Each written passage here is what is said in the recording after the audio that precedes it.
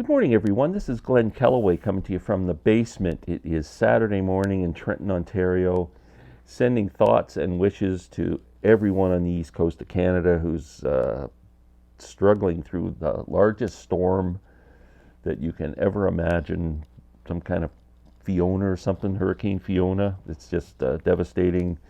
My sister-in-law and brother-in-law live in Prince Edward Island, so thoughts are with them and with everyone else out there. Hope be safe. This is a contest entry for my friend Robert Hagerman at Robert's on my Turntable. Robert is having a contest just because he can. It's just for fun, no motivation behind it.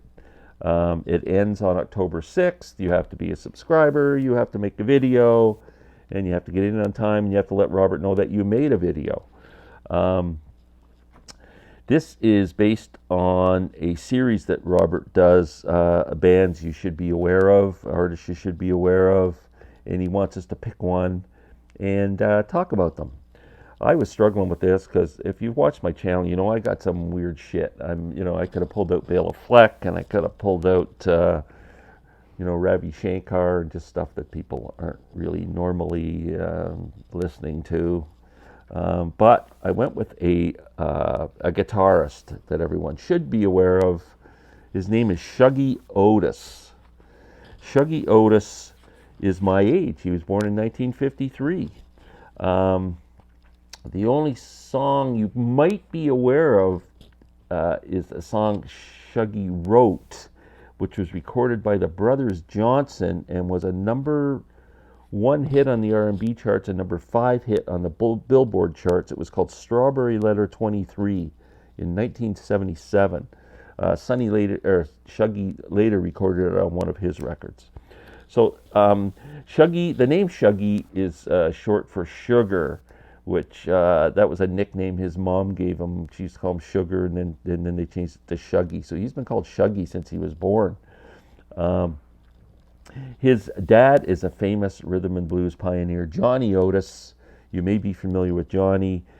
Shuggie started playing the guitar when he was 2 years old. This kid is a musical phenom. He's not a kid anymore. Well, 69-year-old kid, something like myself.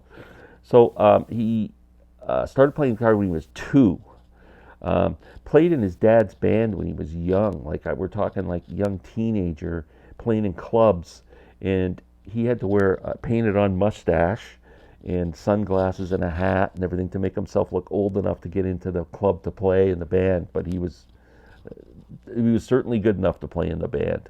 In 1969, Al Kooper invited him. Now we all know Al Kooper's Super Session album with Mike Bloomfield and Stephen Stills, and also an album that Robert showed when he did his contest entry, was Al Kooper and Mike Bloomfield.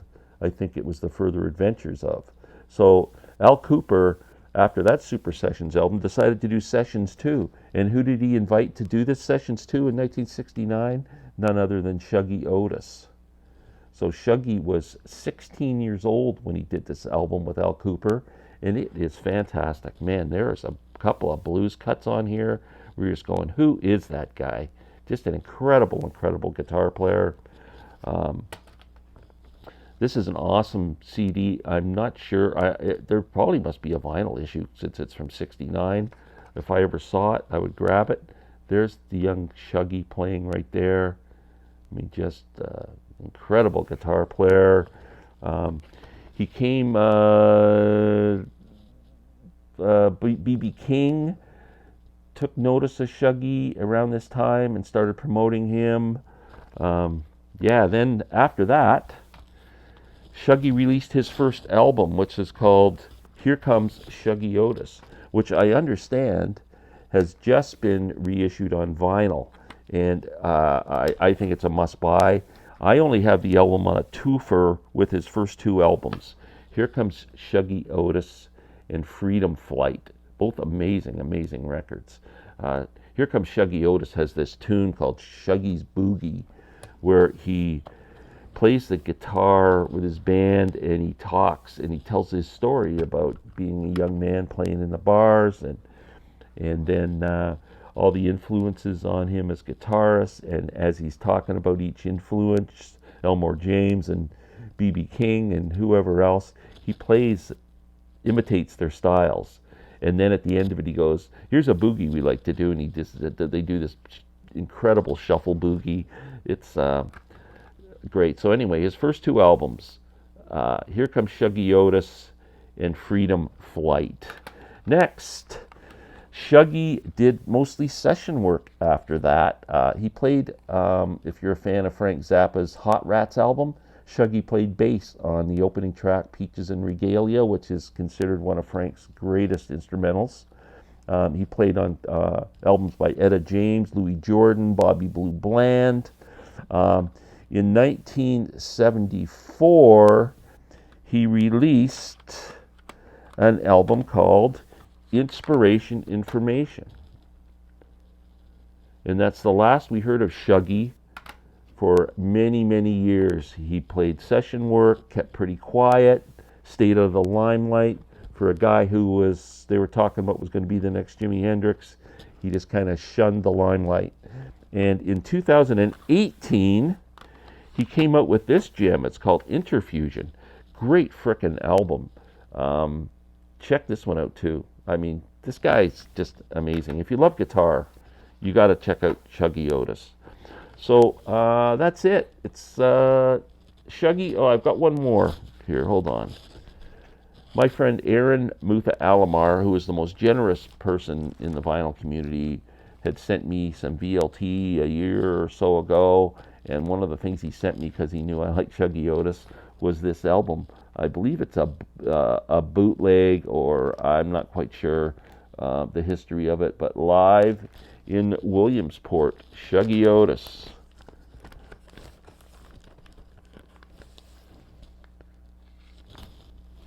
Now Shuggie does a few of his cuts on here. He does Inspiration Information. He also does Shuggie's Boogie on here.